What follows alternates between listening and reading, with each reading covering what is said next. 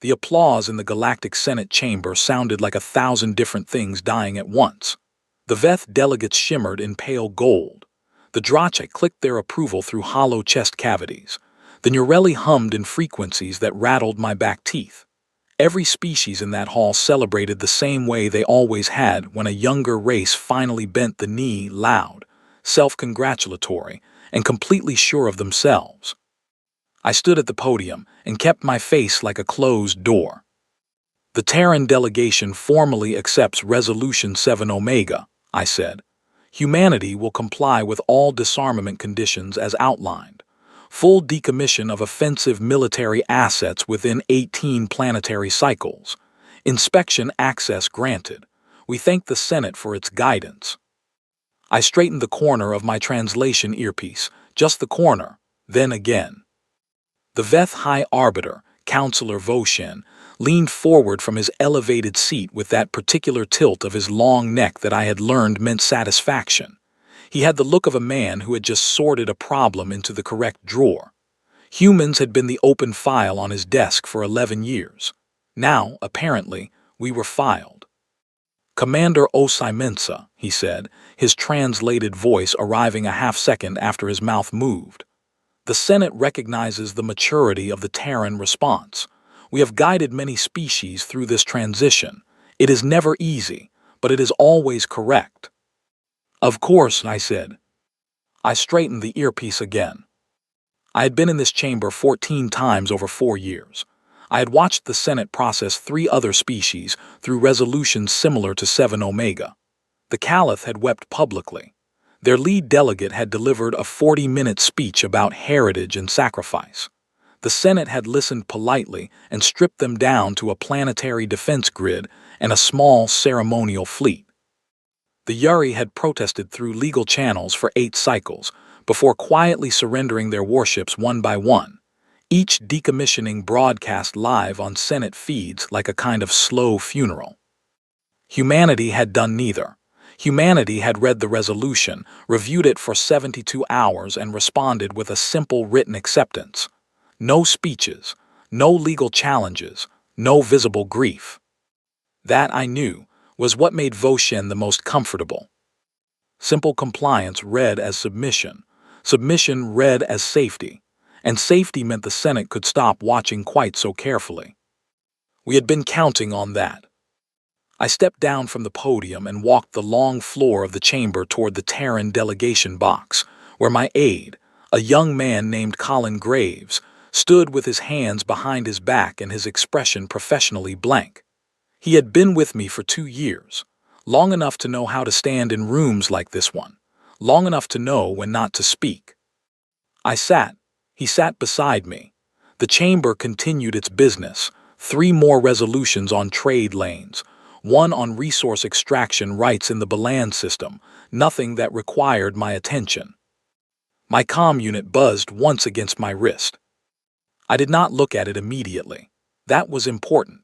I had learned years ago that the way a person reacts to a message in a room full of people watching them is itself a form of language. So I waded through the trade lane discussion. I waded through the Balan extraction vote. I straightened my earpiece one more time. Then I looked. The message was from Admiral Grace Nkosi, Earth Command Central. Timestamp: 4 hours ago, sent the moment the Senate vote had confirmed. 3 words. I read them once, looked up at the chamber ceiling, pale blue, designed to be calming to as many species as possible, a committee decision that had resulted in something that looked like the inside of a corporate waiting room. Read them again. Colin, without looking at me, passed me a small cup of coffee from the delegation flask. He had no way of knowing I needed it. He had brought it anyway. That was the thing about good aides. They worked on instinct. I drank it. Voshen caught my eye from across the chamber and gave a slow, gracious nod. The nod of a man who believed the hard part was over. I nodded back. I put the comm unit face down on the desk. Around me, the Senate celebrated its tidiness, its resolution, its clean management of a species that had, for the past century, made every senior diplomat in the galaxy deeply, quietly nervous. Humanity, with its irrational endurance, its bizarre emotional architecture, its habit of fighting past every rational stopping point, was now disarming, laying down, becoming manageable.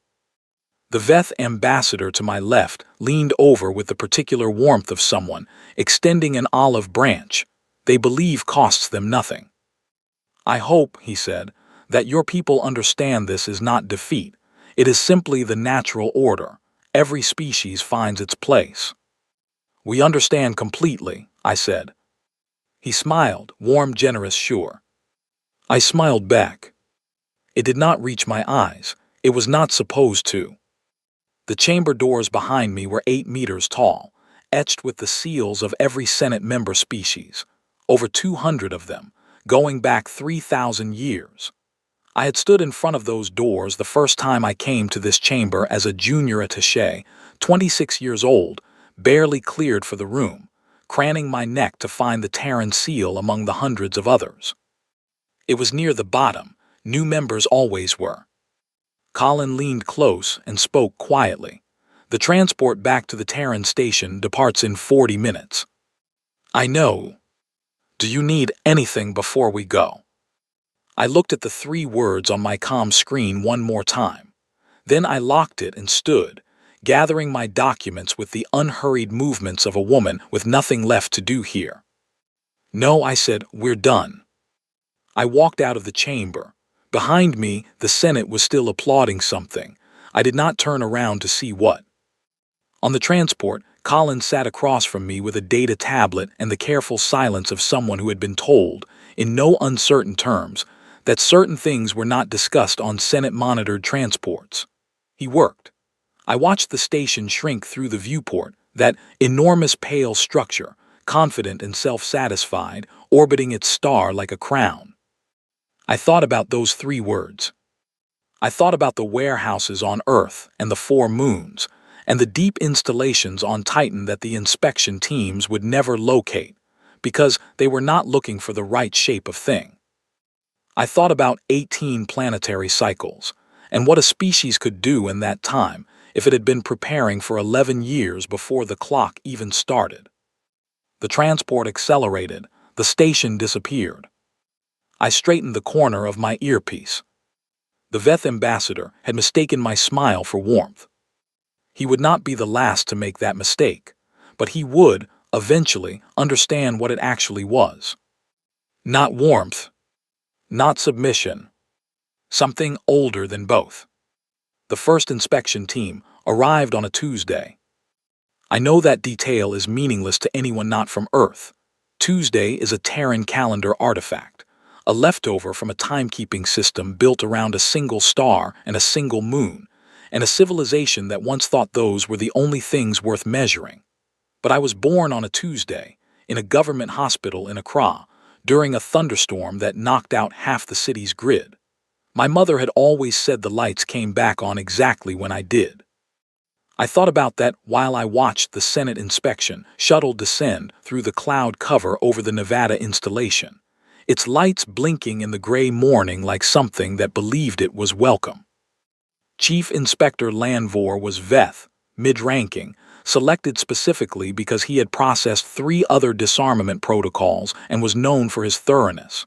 The Senate had told us this in advance. Transparency, they called it. We had smiled and said thank you. I met him on the landing pad with an umbrella and a thermos of coffee. "Commander." He stepped out of the shuttle with his documentation assistant and 2 junior inspectors who had the wide-eyed look of recent graduates seeing their first non-Senate world. "We appreciate the Terran cooperation." "Of course," I said, "coffee." He looked at the thermos with the polite confusion of a species that processed nutrients through membrane absorption. "I am not able to consume that." "I know," I said. "I offer it anyway, it's a human thing." I poured myself a cup.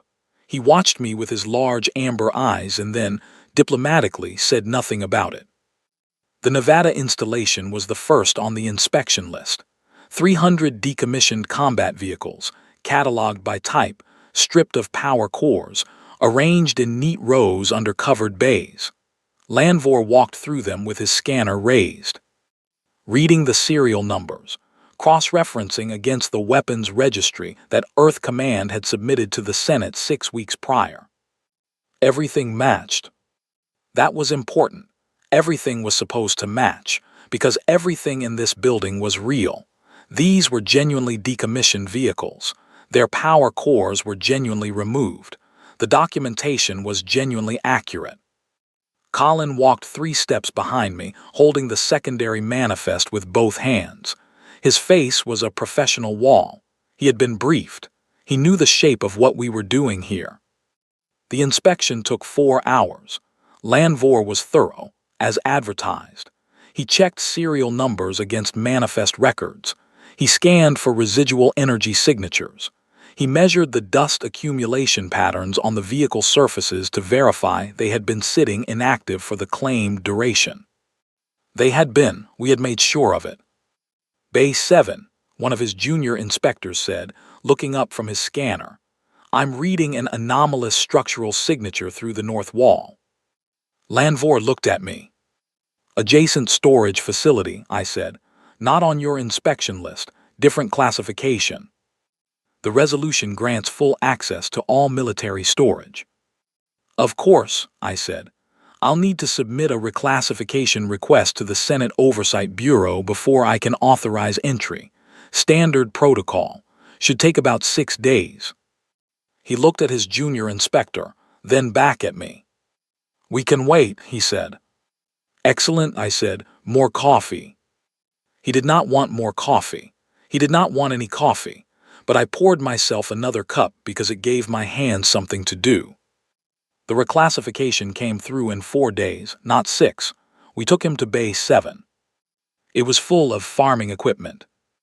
Not metaphorically. Not cleverly disguised farming equipment with hidden components and secondary functions.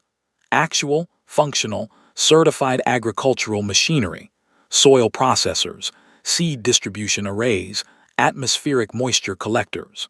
The kind of equipment that had been donated to the Terran Colonial Agricultural Program 3 years ago and was awaiting transport to the outer settlements. Lanvor stood in the middle of it for a long time. This triggered your anomalous reading, I said helpfully, because the moisture collectors have a metallic composite casing that registers on standard military scanners. Known issue. The manufacturer has a note about it in the technical documentation. I handed him a physical copy, tabbed to the relevant page. He took it, read it, looked at the rows of soil processors, looked at me. You kept us waiting 4 days for farming equipment, he said. Protocol, I said. I can't selectively skip steps. It would set a bad precedent. He looked at the equipment for another long moment. I would like coffee, he said. I poured him a cup. He could not drink it, but he held it, and I thought that was interesting. We moved through 14 installations over the next 22 days. Warships, catalogued and inert, their hulls intact but their cores dark. Artillery platforms decommissioned and logged. Defense satellites photographed and numbered, their targeting systems wiped to Senate-verifiable 0.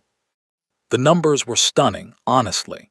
Even I, who had been living inside the data for years, felt something when I saw it laid out across Lanvor's inspection tablets. Humanity had been building for a century. The sheer volume of what we were surrendering was significant. Lanvor commented on it, on day 16, standing in front of a row of deep space frigates in the lunar dock. Your species built considerable capacity, he said. It wasn't quite an accusation. We had a difficult first century of contact, I said. He made a notation in his tablet. These vessels, their crews. Reassigned, I said. To what? Colonial support roles, medical transport, infrastructure development. He looked at the ships, long dark bodies 12 in a row, their names still painted on their hulls in white letters. Good ships, ships that had kept a lot of people alive. I had served on one of them briefly, a long time ago. I looked at its name and then looked away. They were well maintained, Lanvor said, almost to himself. Yes, I said. He made another notation. On the final day of the primary inspection sweep, He submitted his preliminary report to the Senate, Terran Disarmament proceeding in verifiable compliance with Resolution 7 Omega. No significant violations. No concealed assets detected. Colin handed me the summary on a tablet. I read it in the transport back to the Terran station. Outside the viewport, Earth turned below us, blue and white and brown, entirely ordinary looking. A planet that had just handed over enough firepower to level a solar system, and done it with paperwork and cups of coffee and the calm of a species with absolutely nothing to hide. I set the tablet down. Lanvor had missed 23 things. He had been precise, diligent, experienced, and he had missed 23 things because they were not shaped like the things he was looking for. I had been counting. I kept the number in my head, where it sat warm and exact. Compliance verified. I framed the commendation the Senate sent the following week, seemed polite. 6 months after the Senate declared humanity in full compliance with Resolution 7 Omega, the Dracha hit Kepler 442. Nobody was surprised, not on our side. The Dracha were a species with a long institutional memory for opportunity. They had watched the Caliph get stripped down and absorbed 3 decades ago. They had watched the Yuri lose their deep space capacity, and then watched Dracha merchant fleets quietly expand into corridors the Yuri used to patrol. They understood how disarmament worked. They understood what a newly compliant species looked like from the outside: soft edges, clear lanes, no consequence. Kepler 442 was a human colony. Small, about 4,000 people, an agricultural and light manufacturing settlement on the third planet of a yellow dwarf star, 12 light-years from Earth's nearest military installation. Or, at least, 12 light-years from what the Senate believed was Earth's nearest military installation. The Dracha task force entered the system at 3:40 station time. 7 vessels. Not their full fleet, they were not taking any real risk. This was a demonstration, the kind of entry move that said, the old order has changed and we are here to establish terms. I was in my office at the Terran diplomatic station when the alert came in. I was filling out Form 7C, a Senate Resource Declaration update that needed to be submitted by end of cycle. I kept filling it out. My secondary screen showed the Dracha fleet's position, updated every 40 seconds from a relay I was not technically supposed to have. I kept filling out the form. The Dracha made contact with Orbital Communication Relay at 3:47. They transmitted a standard territorial claim notice, a legal document, technically, the kind that gave the appearance of process while meaning exactly nothing. The colony would have 48 hours to acknowledge Dracha authority before the administrative transition began. They did not receive a response. They tried again at 3:52. The colony's communication relay had gone silent, not jammed, not destroyed, silent. The way a building goes silent when everyone in it has simply left. Colin came into my office at 4:01. He set a cup of coffee on the corner of my desk, well away from my paperwork, and sat down across from me without being asked. Dracha are scanning the third planet, he said. I know. They're not finding what they expected. I know. He was quiet for a moment. Outside the office window, the station's habitation ring curved away into artificial light, other offices, other people working at other things. What are they finding? He asked. I saved my progress on Form 7C, closed it, opened it again because I had saved to the wrong folder, moved it to the correct folder, closed it again. Do you remember, I said, the agricultural equipment in Bay 7? He looked at me for a long moment. Moisture collectors, he said slowly. Among other things, I said. The Dracha task force spent 6 hours in the Kepler 442 system. During that time, they scanned the third planet thoroughly. They found a colony that had, by all appearances, been evacuated, not under fire, not in panic, but cleanly, efficiently, with no abandoned vehicles or personal items, which was its own kind of strange. They found agricultural infrastructure spread across a wide area, which matched the colony's listed economic activity. They also found 17 other things that did not match any entry in their military recognition database.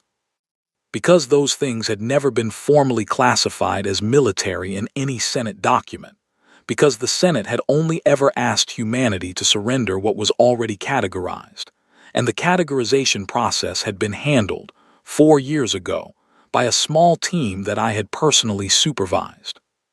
The Drache lead commander made the decision to transmit a direct territorial challenge at 9:44.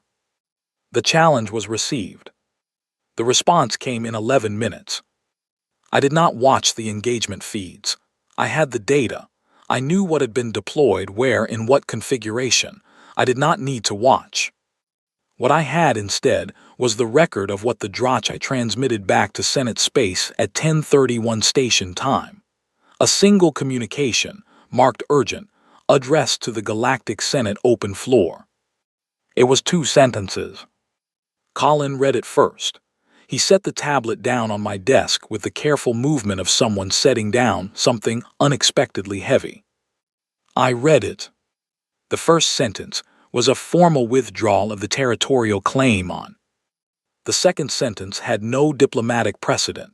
It was not language the Drache used in official communication.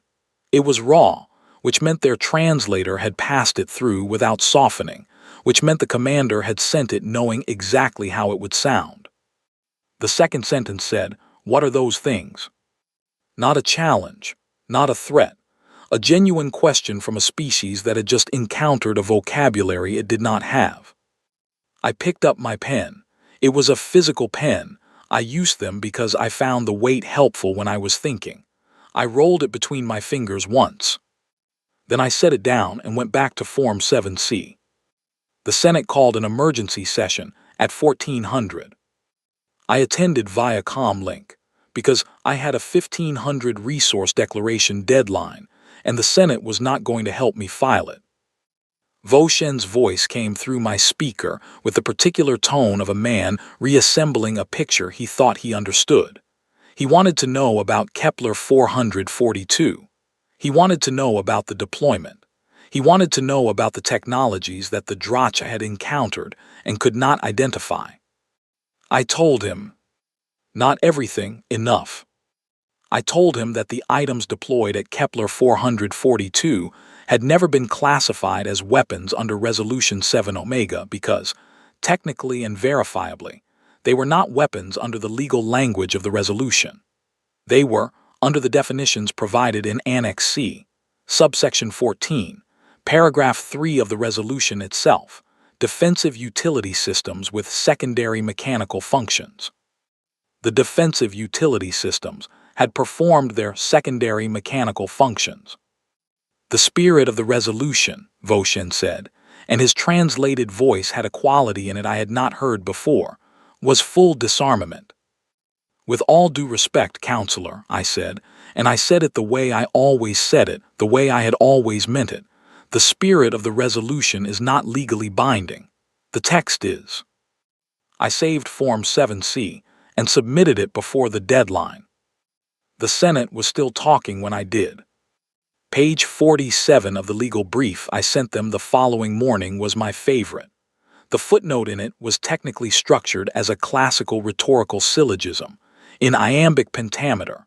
I had spent 3 evenings on it, and I was not sorry about a single one of them. The emergency hearing convened 16 days after Kepler 442. I arrived early. That was deliberate.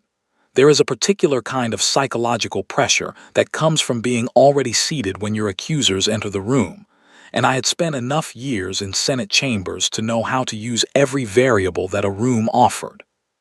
The chamber was configured for judicial proceedings, which meant the central floor was cleared and the delegation seats were arranged in a full ring, every member species watching from equal height. No podium elevation, no spatial hierarchy, just a circle, and in the center of it a table, and at the table me. Colin sat behind me in the secondary advisor seat. He had brought 2 copies of the legal brief, tabbed and annotated. He had also brought coffee in a sealed flask, because we had been here before and he knew how long these things ran. The chamber filled over 40 minutes. I watched species arrive that I had never seen attend a hearing before: minor members, observer species, non-voting affiliates.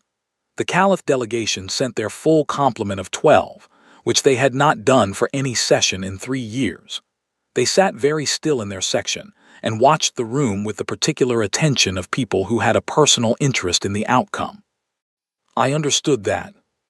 The Yari delegation was smaller, 5 members, but they had sent their senior diplomat, a woman named Velishah, who was known for sitting at the back of rooms and saying very little until the exact moment when what she said changed everything. She was sitting at the back. She was saying nothing. I noted her position and did not look at her again. Voshen opened the proceedings without ceremony. "Commander Osai Mensa," he said, "the Senate has convened this hearing to address events at Kepler 442 and to determine whether the Terran response to Resolution 7 Omega constitutes compliance or violation. You have been afforded full right of response. Do you understand the nature of this hearing?" "I do," I said. "Are you prepared to answer the Senate's questions directly and completely?" "I am." He looked at me for a moment.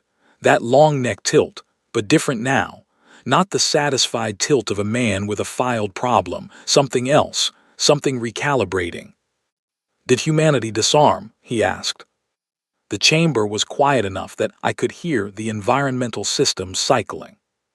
I took a breath, not a dramatic one, a working one, the kind you take before you do something that requires precision. "Humanity surrendered every asset defined as a weapon under the legal text of Resolution 7 Omega," I said. "Every vessel, system, and device cataloged in the weapons registry submitted to the Senate prior to inspection. Every item Inspector Lanvor's team identified and requested. Every item on the agreed disarmament schedule. In full, on time, with 0 verified violations." Voshen's secondary advisor leaned forward and spoke quietly to him. Voshen listened, then looked back at me. "And the items deployed at?" "Were not on that list," I said. "Because they were not submitted to the weapons registry. Because they did not meet the classification criteria for the weapons registry under Annex C, subsection 14, paragraph 3. Because you wrote the classification criteria. Because a joint Senate-Terran working group drafted the classification criteria over a period of 14 months in open session, with full Senate oversight. Page 12 of the brief. The session records are attached as Appendix 3. He already knew this. He had read the brief. Everyone in this room had read the brief. This part of the exchange was not about information. It was about establishing in the record the shape of what had happened. I had been in enough hearings to know the difference between a question and a foundation. The cross-examination ran for 3 hours. Senator after senator, each one approaching the same territory from a different angle, looking for the seam in the legal architecture where something could be pried open. There was no seam. I had spent 4 years building a structure with no seams. The 15th senator to question me was a Nureli, a species I had always found difficult to read because their emotional register was almost entirely sonic, and my translator flattened it. He was old, by Nureli standards, and when he spoke his voice carried harmonics that my translator rendered as a kind of weighted patience. "How long," he asked, "did humanity plan for this?" Not accusatory, not rhetorical, he was genuinely asking. He wanted to know. The chamber shifted slightly. It was the first question that had not been a trap. I looked at him. "The foundational strategic framework," I said, "was drafted in response to first contact with Senate expansion policy. The original document is dated." I paused. "I can give you the last 2 digits of the year," I said, "if that is useful." He waited. "It was not written in this century," I said. The chamber did not erupt. That would have been easier, actually. What it did instead was something slower and more significant, a collective recalibration, like a room full of people quietly revising a number they had held in their heads for a very long time. The Caliph delegates sat very, very still. The Yuri senior diplomat, Velisha, wrote something on her tablet and then set her pen down carefully, aligned with its edge. Voshen looked at me with an expression his species had not, to my knowledge, ever directed at a human representative before. I did not name the expression. I had a rule about that. At the 4-hour mark, Colin leaned forward and set a small folded note on the table beside my water glass. Physical analog, old tech. I knew what it was before I read it. I had been waiting for it since this morning. I did not open it immediately. I let the next senator complete his question, answered it cleanly, watched him sit back down with the expression of a man who has thrown a stone into water, and watched it go in without a ripple. Then I picked up the note. I read it. My water glass was at a slight angle on the table, a few degrees off from straight. I had noticed it at the start of the hearing and had been adjusting it, absently, every time my hands were free. Left, right, a few degrees, left again. I read the note. I folded it once. I put it in my breast pocket, over my sternum, and pressed it flat with one hand. Then I straightened my water glass. Colin, behind me, very quietly poured 2 cups of coffee. He slid one forward to my left. He held the other. We did not look at each other. The hearing continued for another hour and 40 minutes. When the Senate called the formal vote on whether humanity had violated the terms of Resolution 7 Omega, the result was not close. We had not violated the terms. That was in the record now. Permanent, indexed, available to every member species in the Senate archive. As the chamber began to empty, the Veth ambassador, not Voshen, but the lower-ranking one who had sat beside me at the original resolution passage and told me every species found its place, crossed the floor toward me. He stopped a polite distance away. He looked at the table, at my glass, at the folded brief. He did not look smug. The expression was gone, replaced by something I did not have a word for in any of the 6 languages I spoke. I found, unexpectedly, that I missed the smugness. It had been readable. This new thing on his face was not. I picked up my coffee, drank it, let him stand there with his unreadable expression while the chamber emptied around us, 200 years of galactic order leaving through 8-meter doors. "Commander," he said eventually. "Ambassador," I said. He nodded once and walked away. Colin collected the brief copies and the coffee flask. I gathered my documents. Outside the chamber doors, the carved seals of 200 species looked down at us in the corridor light. I found the Terran seal near the bottom without looking for it. I had memorized its position a long time ago. I did not stop walking. 8 months after the hearing, the Senate had still not found the right word for what humanity was. I knew because I was the one they kept asking. The request came in different forms from different species. The Veth phrased it as a formal administrative inquiry. The Senate required a species classification update for Terran representation tier eligibility. The Drachai phrased it as nothing, because the Drachai had not sent a diplomatic communication to any human representative since, and I did not expect them to any time soon. The Caliph senior diplomat, a quiet woman named Adia Marsh, phrased it over tea in my station office as simply as she could. "What do you want?" she asked. She had been in her role for a long time, longer than me. She had been sitting in Senate chambers when the resolution against her own people had passed. She had signed the compliance documents herself. I knew this because I had read her file years ago, the way I read everyone's file, and I had never forgotten the photograph attached to it, a woman at a table, holding a pen, her hand very steady. "That's a large question," I said. "Yes," she said, "I'm asking it anyway." I thought about that for a moment. "Right now," I said, "I want to finish this tea before my 1400 call." She smiled. It was the smile of someone who understood that some questions get the answer they deserve. I finished the tea. The 1400 call was with Voshen's office, which had been scheduling and rescheduling a framework discussion for 3 weeks. His administrative aide confirmed the meeting time. I confirmed it back. The call lasted 4 minutes. The actual meeting, when it came, lasted 6 hours. Voshen wanted a new classification category. The existing Senate taxonomy had 4 tiers for member species: provisional, developing, established, and senior. Each tier came with corresponding rights, restrictions, and expectations. Humanity had been provisional for 11 years, the longest any species had held that classification without either advancing or being placed under remedial protocol. Resolution 7 Omega had been a remedial protocol.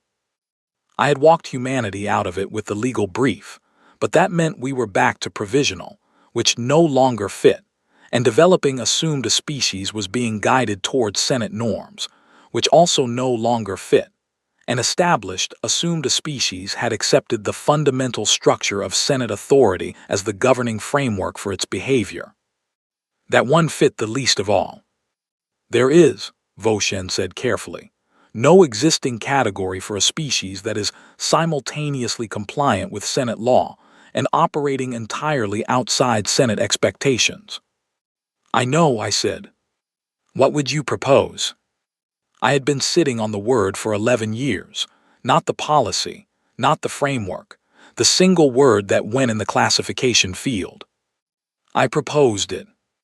Voshen looked at it on his screen for a long time. This is not a standard Senate term, he said. No, I said.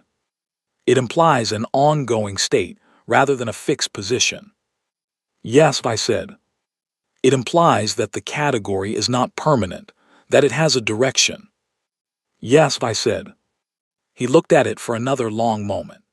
Outside his office window, the Senate station orbited its star in the same slow arc it had maintained for 300 years, carrying the weight of 200 species and the architecture of a galactic order that had been built on the assumption that smaller, newer, less organized species would, given appropriate guidance, resolve into predictability.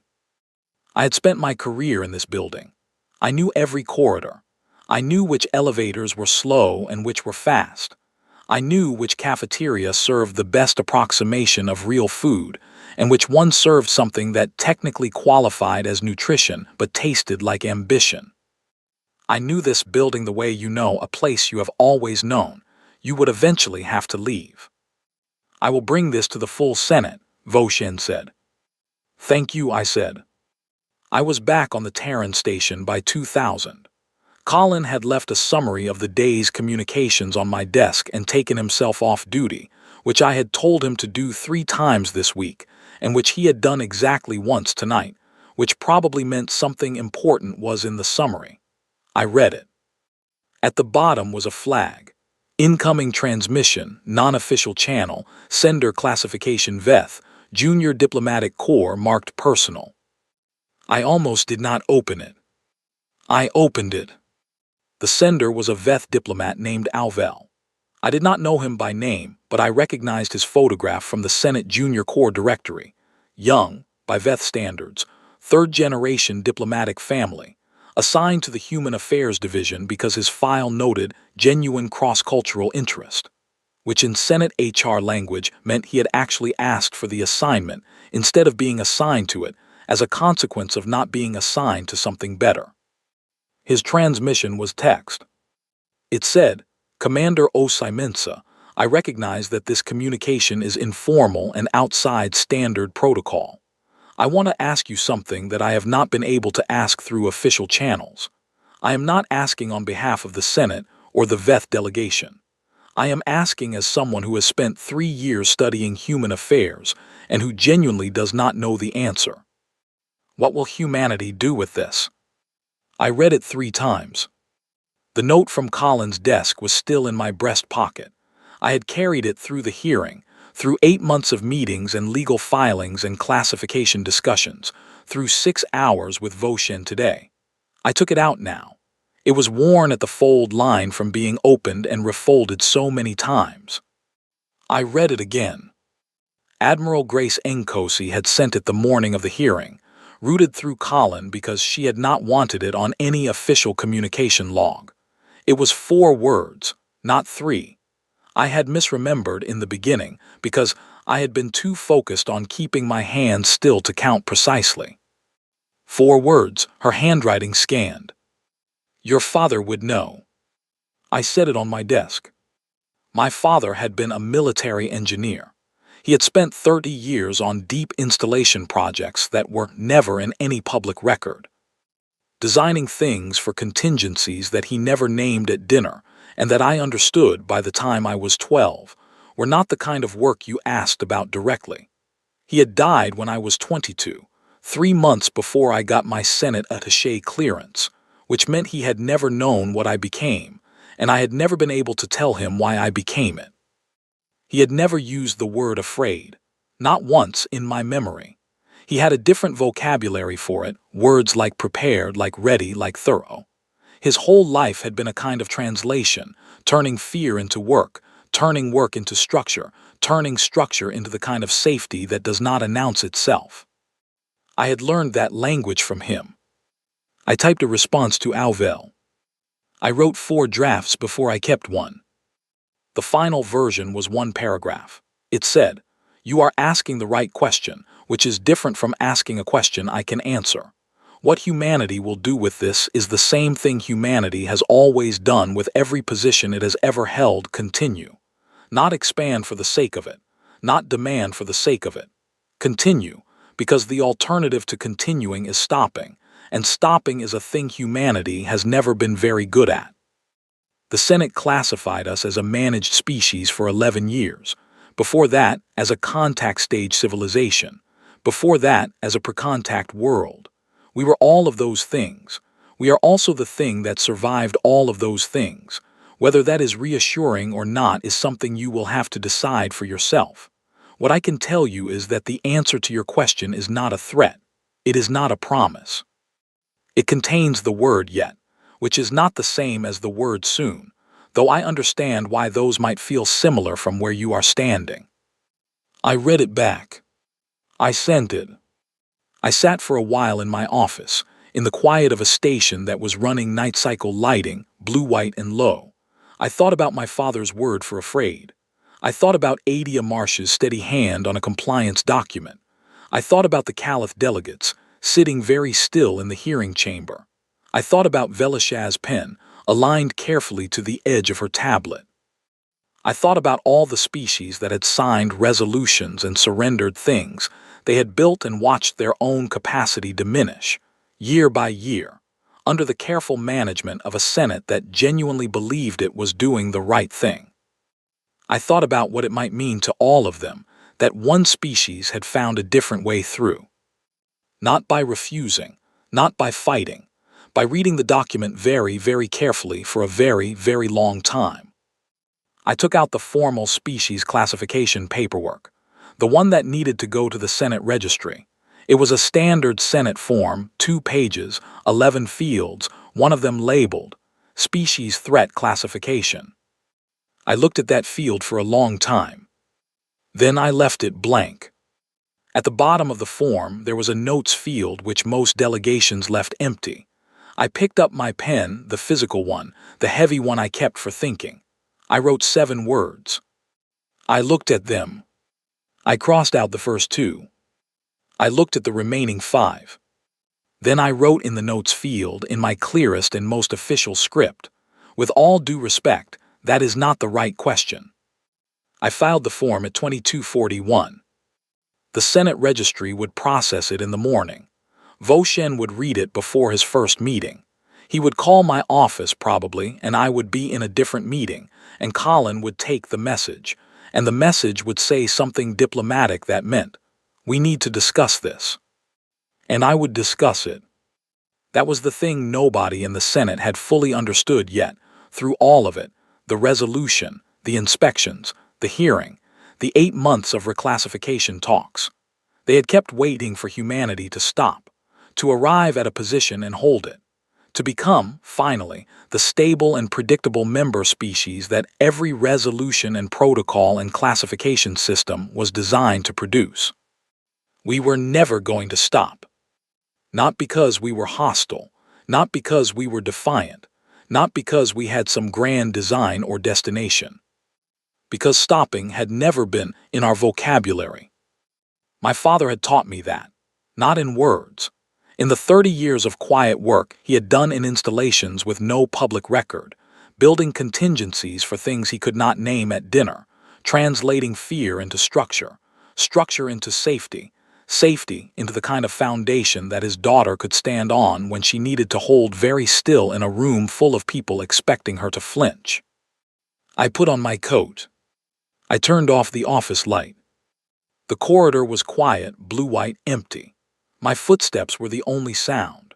Past the windows, the station's habitation ring curved away, and past that, the star, and past that, 11 light-years of open space back to a blue planet that had just finished handing over the most visible portion of its capability, and had not lost a single thing it actually needed. I walked to the lift, pressed the button, waited. The Senate had ordered disarmament. We had complied. Every word of it. The doors opened, I stepped in. Somewhere on the Senate station, Vo Shen was probably still awake, working through the implications of a species that did not fit any of his categories and kept filing its paperwork on time with notes in the comments field. Somewhere in the junior diplomatic corps, Alvel was reading my response for the second time, finding the word yet, sitting with what it meant. Somewhere in the deep installations on 4 moons and 1 large red planet, in the maintenance logs of 23 facilities that had never appeared in a weapons registry, 12,000 people who had been categorized as reassigned to colonial support roles were doing exactly the work they had been doing for 8 years.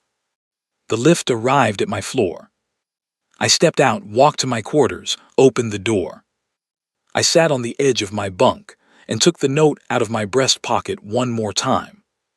Your father would know. Yes, I thought. He would. I folded it carefully, set it on the stand beside my bunk, lay down, looked at the ceiling. The Senate would process the classification form in the morning. The notes field would go into the permanent record. With all due respect, that is not the right question. It never had been. The right question was the one nobody had asked yet.